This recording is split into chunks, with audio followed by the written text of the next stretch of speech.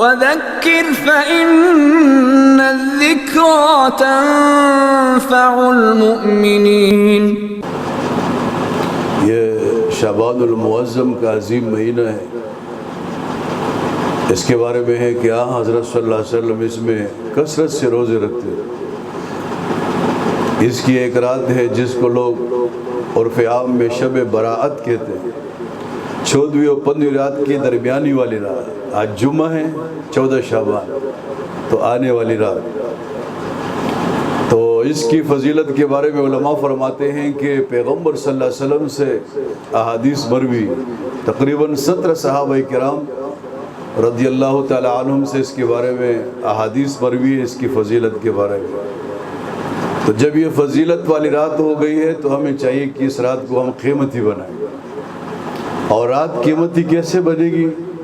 کہ ہم اس میں کثرت سے نفلی عبادات کریں، نفلی نماز پڑھیں، ہم قرآن شریف کی تلاوت کریں، ذکر اذکار کریں اور دعا کریں۔ یہ اہم عبادتیں ہیں نفلی، رات کی یہی عبادتیں ہیں۔ خوب اہتمام کے ساتھ ہم ان عبادات کو انجام دیں۔ یہ بات سمجھنے کی ہے کہ اس رات کو شب براءت کہتے ہیں۔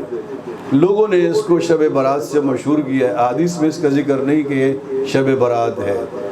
حدیث میں تو صرف یہ ہے کہ شعبان کی جو ہے وہ آدھے شعبان کی رات، تو اس کو شب برات اس لیے بھی شاید کہتے ہیں کہ ایک حدیث مروی ہے اس کے بارے میں کہ اس رات میں اللہ تبارک و تعالی بنو کلب کی بکریوں کے بالوں سے زیادہ مسلمانوں کی مغفرت فرماتے ہیں۔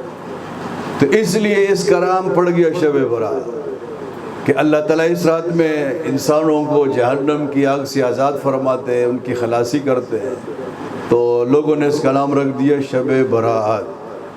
لیکن اس حدیث میں یہ بھی ہے کہ دو آدمیوں کی مغفرت نہیں ہوتی۔ ایک وہ جو کسی مسلمان کے لیے دل میں کینہ رکھے، کینہ کا معنی یہ کہ اس کا بدخواہ وہ اس کے لیے خیر نہ سوچے بلکہ اس کے لیے برائی سوچے، اس کو تکلیف پہنچانے کا سوچے، اس کو اذیت پہنچانے کے لیے منصوبہ بنائے، تو اس رات میں اس کی مغفرت نہیں ہوتی۔ اور نمبر 2، وہ شخص، وہ مسلمان مرد جس کی شلوار یا پتلون ٹخنے سے نیچے جو ہے وہ لٹکے، تو اس کی بھی مغفرت نہیں ہوتی۔ جہاں تک کینے کی بات ہے وہ بات تو سمجھ میں آتی ہے کہ کسی مسلمان کے لیے جب انسان کینہ رکھے تو یہ اچھی بات نہیں ہے، غلط بات ہے، تو شاید اس لیے اس کی مغفرت نہیں ہوتی۔ لیکن شلوار ٹخنے سے نیچے کی بات سمجھ میں نہیں آتی کہ اس کا کیا معنی ہے۔ تو اس کا معنی یہ ہے کہ یہ تکبر کی نشانی ہے اور اللہ تعالیٰ کو تکبر پسند نہیں ہے۔ تو جب یہ متکبر ہے تو اللہ اس کو کیسے معاف کرے؟ تو ان گناہوں سے پرہیز کرنا چاہیے۔ اگر خدا نخواستہ ہمارے درمیان یہ چیزیں ہیں تو ہم ان سے پرہیز کریں، اپنے دل کو سب کے لیے صاف کریں، سب کو اپنا سمجھے، سب کو بھائی سمجھے، سب کے ساتھ محبت کریں اور کبر سے اپنے آپ کو بچائیں۔ اس رات کے بارے میں کچھ اور بہت ساری چیزیں ہیں، مشہور ہیں، لوگ ان کو کرتے ہیں، ذرا ان کی وضاحت ہو جائے۔ اس رات میں لوگ حلوہ بناتے ہیں اور خود بھی کھاتے ہیں اور تقسیم کرتے ہیں۔ کچھ لوگ دعوت کرتے ہیں۔ ہم جب چھوٹے ہوتے تھے، مجھے یاد آ رہا ہے کہ آس پاس کے لوگ جو ہے وہ اس رات میں اپنے رشتہ داروں کو بلاتے تھے، خاص کر بیٹیوں کو، بہنوں کو خوب دعوت کرتے تھے۔ اور یہ بھی میں نے سنا کہ ہمیں کہا جاتا تھا کہ خوب کھاؤ تاکہ سال بھر اللہ آپ کو خوب کھلائے۔ تو اس کی کوئی حقیقت نہیں، یہ عبادت کی رات ہے۔ اور ہمیشہ یاد رکھنا چاہیے نفلی عبادت کے لیے تنہائی بہت ضروری ہے۔ جتنی بھی نفلی عبادات ہیں ان کے لیے تنہائی ضروری ہے۔ تو جب یہ تنہائی کی رات ہے، عبادت کی رات ہے، اور اس میں ہم لوگ اپنے رشتہ داروں کو بلائے، پھر دعوتیں کریں، دعوتوں میں لگ جائے، یہ چیز لاؤ، وہ لے کے آؤ، یہ رکھو، وہ اٹھاؤ، تو عبادت تو ہم نے ضائع کر دی تھی۔ عبادت کی رات ہم نے اس کو دعوت کی رات بنائی تھی، تنہائی کی رات ہم نے اس کو اجتماعیت کی رات بنائی، اجتماع کی رات بنائی۔ تو اس چیز سے پرہیز کرنا چاہیے، تنہائی میں اللہ کی عبادت کریں۔ اس رات کے بارے میں لوگوں میں یہ مشہور ہے کہ مردوں کی ارواحیں گھروں میں آتی۔ تو یہ بات سمجھنی چاہیے کہ دیکھیے وہ مردے جو نیک ہیں ان کی ارواح علیین میں ہیں، اور وہ مردے جو برے ہیں ان کی ارواح سے جین میں دنیا میں آنے کا ان کا کیا مقصد ہے؟ یہ فضول باتیں ہیں، ان میں جو ہے وہ انسان نہ پڑے۔ اسی طرح اس رات میں دیکھا گیا ہے کہ جیسے بھی میں نے کہا کہ نفلی بات کرنی چاہیے، نفلی عبادات میں لمبے لمبے سجدے کریں، لمبے لمبے قیام، جیسے صلاۃ التسبیح ہے، لیکن لوگوں نے صلاۃ التسبیح کی جماعت شروع کرا دیا ہے۔ اس کے بھی ثبوت ہے، ہمارے فقہ حنفیہ میں ہے نفلی جماعت مکروہ ہے، تو لوگ اس رات میں جو ہے وہ جماعت کراتے ہیں صلاۃ التسبیح کی، یا کوئی اور جماعت کراتے ہیں، تو تنہائی کی عبادت ہے، تنہائی میں بات ہونی چاہیے، آپ اکیلے اور آپ کے ساتھ آپ کا اللہ ہو، کوئی اور نہ ہو۔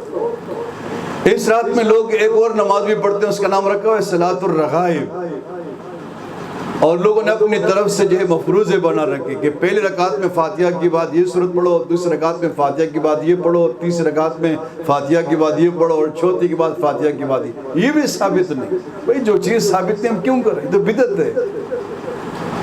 اسی طرح جو ہے وہ لوگ اس رات میں قبرستان جانے کو انتہائی ضروری سمجھتے ہیں، بڑا اہتمام، گاڑیاں پکڑتے ہیں، پھر اس طرح جو ہے نا جمگٹے کی شکل میں جاتے ہیں، دعوت لوگوں کو دیتے ہیں۔ یاد رکھیے حضرت صلی اللہ علیہ وسلم پوری زندگی میں ایک دفعہ قبرستان گئے، اور وہ بھی تنہا گئے تھے، نہ ابو بکر رضی اللہ عنہ کو ساتھ لے کر گئے، نہ عمر رضی اللہ عنہ کو، نہ عثمان غنی رضی اللہ عنہ، نہ علی المرتضی رضی اللہ عنہ۔ آپ نے آواز لگائی کہ آؤ بھائی قبرستان جاتے، اگر ایسی بات ہے آپ آواز لگاتے، لیکن آپ نے آواز نہیں لگائی، اکیلے، اور ایک دفعہ گئے۔ ہمارے بزرگان فرماتے ہیں جو کام آپ صلی اللہ علیہ وسلم سے ایک دفعہ ثابت ہو وہ کام ایک دفعہ ہی کرنا چاہیے، بار بار نہ کریں۔ لوگ بہت اہتمام کے ساتھ جاتے ہیں قبرستان میں، پھر وہاں میلے ہوتے ہیں، کھانے پینے کا دور ہوتا ہے، شور شرابہ ہوتے ہیں، پرہیز کرنا چاہیے۔ ہاں اگر کوئی ضروری نہ سمجھے یا پہلے کبھی نہیں گیا قبرستان اور اس رات جانا چاہے، تنہا چلا جائے۔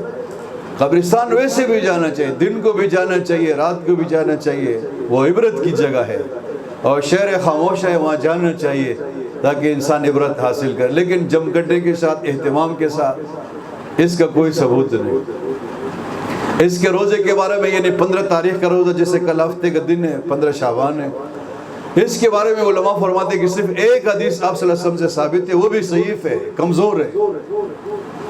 تو اگر کوئی شخص رمضان کے علاوہ شعبان کے مہینے میں کثرت سے روزے اسے نہ کی، یعنی ان دنوں سے پہلے روزے رکھے ہیں، تو کل کا بھی روزہ رکھے، منع نہیں ہے، لیکن اس سے پہلے روزے نہیں رکھے شعبان کے، اس کے بعد بھی وہ نہیں رکھے گا، صرف کل ہی کا روزہ خاص کر رکھے گا، اور سنت سمجھ کر، ضروری سمجھ کر، یہ مناسب نہیں ہے، کیونکہ حضرت صلی اللہ علیہ وسلم سے ایک حدیث ہے، میں نے عرض کیا کہ وہ بھی ضعیف ہے۔ ہاں اگر ویسے روزہ رکھے، ضروری نہ سمجھے کہ خواہ مخواہ رکھنا چاہیے، سنت ہے، ثابت ہے، اور یہ نہ سمجھے، تو پھر اس کو اگر وہ روزہ رکھے تو وہ رکھ سکتا ہے۔